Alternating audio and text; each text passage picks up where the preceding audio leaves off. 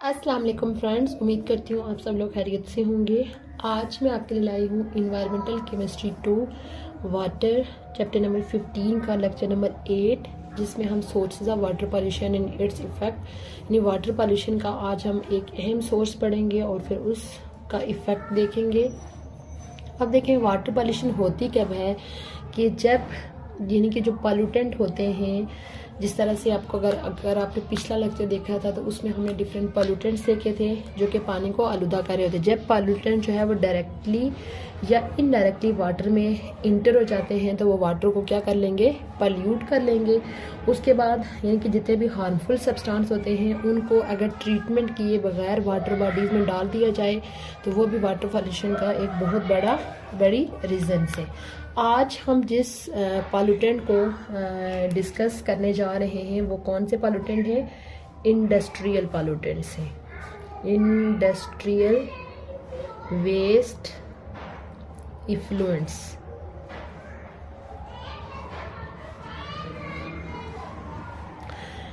सबसे पहले मैं डिफरेंट इंडस्ट्रीज़ का डिस्कस करूंगी कि वो कौन कौन सी इंडस्ट्रीज़ हैं जो कि वाटर पॉल्यूशन का बायस बनती हैं। डिफरेंट इंडस्ट्रीज़ का हम देख लेते हैं, फिर हम देखेंगे कि उन इंडस्ट्रीज़ यानी फर्टिलाइज़र की जो इंडस्ट्रीज़ होती हैं वो वाटर पॉल्यूशन का बायस बनती हैं। उसके अलावा जो पेट्रोकेमिकल की इंडस्ट्रीज़ होती हैं, पेट्रोकेमिकल मीन जो पेट्रोलियम प्रोडक्ट्स, डीजल, पेट्रोल, इस तरह की चीज़ें बनाने वाली इंडस्ट्रीज़ होती हैं उनको पेट्रोकेमिकल इंडस्ट्रीज़ बोलते हैं। वो जो है वो वाटर पॉल्यूशन का बायस बनती हैं। उसके बाद टेक्सटाइल इंडस्ट्रीज़ जो होती हैं यानी कि जो कपड़े बनाने का या कपड़ों को रंग करने का जो काम करते हैं, टेक्सटाइल इंडस्ट्रीज़, वो भी वाटर पॉल्यूशन का बायस बनते हैं। उसके अलावा जो लेदर का सामान जो इंडस्ट्रीज़ बनाती हैं वो भी वाटर पॉल्यूशन का बायस बनती हैं। उसके अलावा एग्रो केमिकल्स यानी कि एग्रीकल्चर के रेलिवेंट जो केमिकल्स बनते हैं वो भी वाटर पॉल्यूशन का बायस बनती हैं। उसके अलावा पेपर एंड पल्प इंडस्ट्रीज़ जो होती हैं, जो पेपर के और पल्प के ऊपर काम करती हैं, वो भी वाटर पॉल्यूशन का बायस बनती हैं। उसके अलावा ऑयल रिफाइनरीज जो होती हैं, जो ऑयल की रिफाइनिंग का काम करती हैं, उन इंडस्ट्रीज़ के अंदर से भी जो केमिकल निकलते हैं वो वाटर पॉल्यूशन का बायस बनते हैं। अब हम देखते हैं कि जो इन इंडस्ट्रीज़ के अंदर से यानी कि केमिकल पॉल्यूटेंट निकलते हैं जो कि वाटर पॉल्यूशन का बायस बनते हैं, उनकी नेचर क्या होती है। नेचर ऑफ पॉल्यूटेंट यानी कि जो पॉल्यूटेंट्स निकलेंगे उनकी क्या क्या नेचर हो सकती है।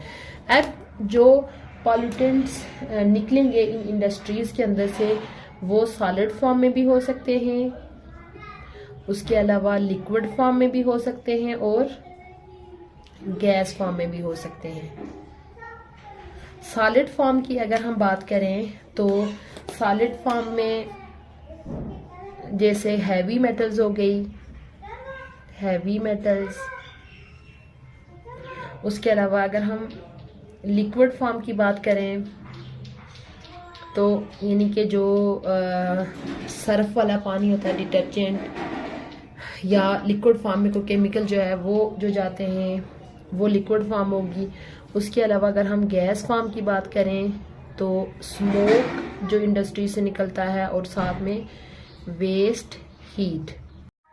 स्मोक अगर हम गैस फॉर्म की बात करें तो इंडस्ट्रीज से निकलने वाला बहुत एक अहम पॉल्यूटेंट है स्मोक।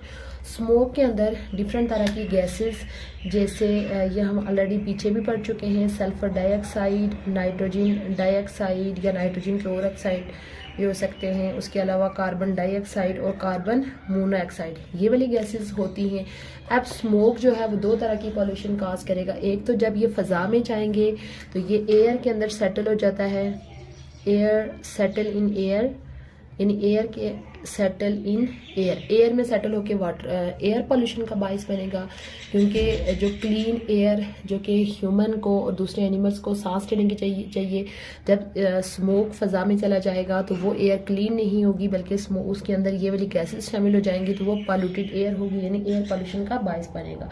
तो उसके अलावा दूसरा ये स्मोक ये करता है कि जो हमारे पास वाटर है, डिफरेंट तरह की वाटर बॉडीज़, यानी सपोज हमारे पास ये कोई वाटर बॉडी है, इसकी सतह के ऊपर जो है वो प्रेसिपिटेशन के थ्रू जो है वो यहाँ पे स्मोक इस तरह से इसके ऊपर जमा होना शुरू हो जाएगा। इस तरह से ये स्मोक पानी के अंदर शामिल होगा। और दूसरी इसकी एक और मेन ये है कि स्मोक के अंदर यानी कि जब ये गैसेस फ़ज़ा में जाएंगी तो ये वाटर के साथ मिलके डिफरेंट तरह के एसिड जैसे H2SO4 और HNO3 ये गैसेस बना लें, ये एसिड बना लेंगी। और ये एसिड जब बारिश के पानी में मिक्स होंगे तो ये ज़मीन के ऊपर किस फॉर्म में आएंगे, एसिड रेन की फॉर्म में। अब ये जो एसिड रेन वाली बारिश है जब ये ज़मीन के ऊपर आएगी तो ज़मीन के ऊपर यानी अर्थ के आके अर्थ के अंदर एब्ज़ॉर्ब हो जाएगी। एब्ज़ॉर्ब होके लास्ट पे ये कौन से पानी का हिस्सा बन जाएगी, ग्राउंड वाटर का हिस्सा बन जाएगी, ग्राउंड वाटर।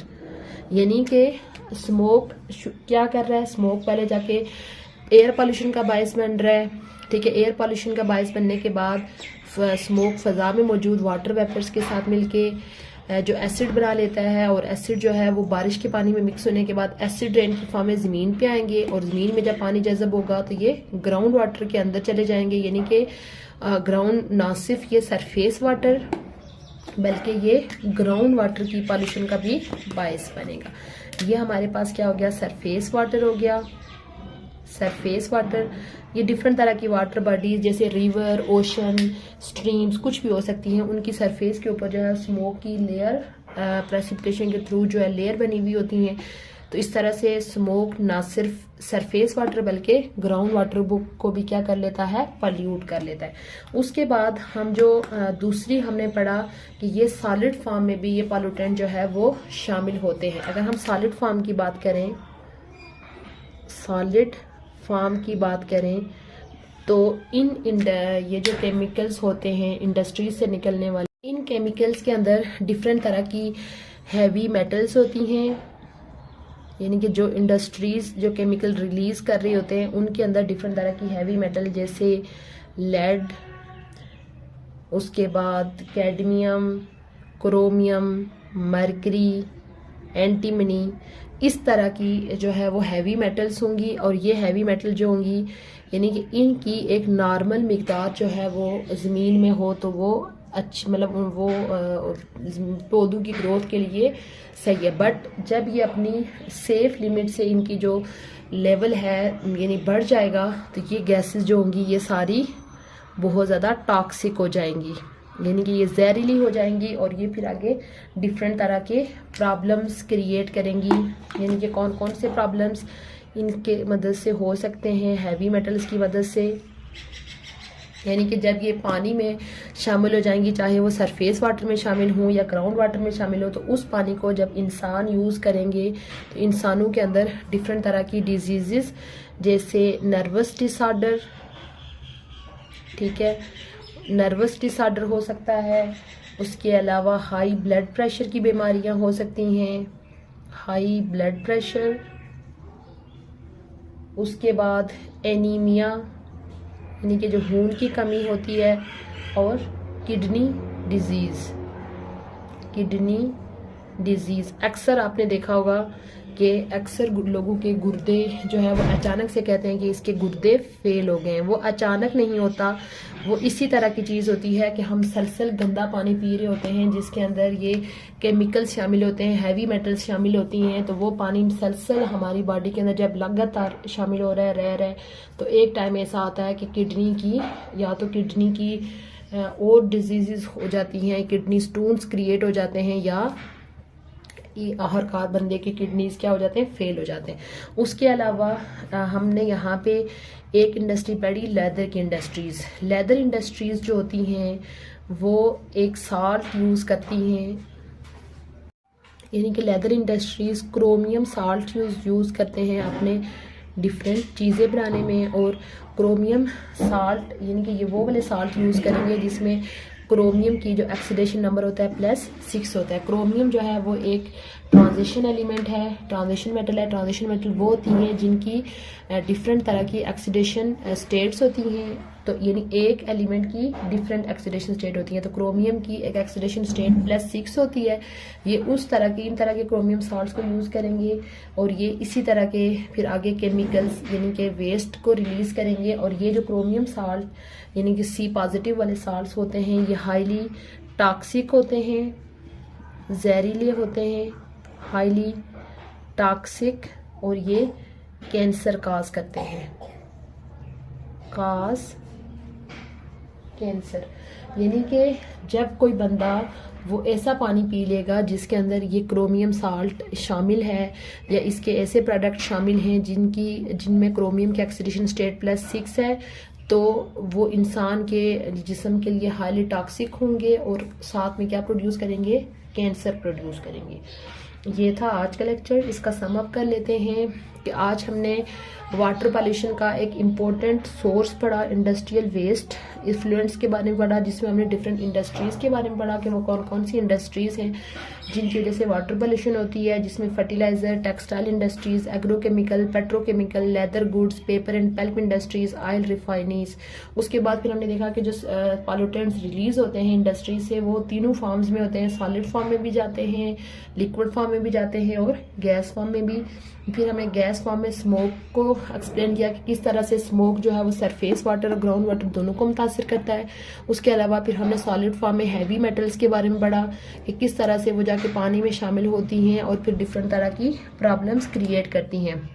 और फिर हमने लेदर इंडस्ट्रीज़ में क्रोमियम साल्ट के बारे में पढ़ा। ये था आज का लेक्चर जिसमें हमने इंडस्ट्रियल वेस्ट इफ्लुएंस को डिस्कस किया। अगर चैनल पे पहली दफ़ा आए हैं तो चैनल को लाजमी सब्सक्राइब कर लीजिए और साथ में बेल आइकन को भी प्रेस कर लीजिए ताकि हमारी जो भी न्यू वीडियो है इसका नोटिफिकेशन आप तक पहुंच जाए।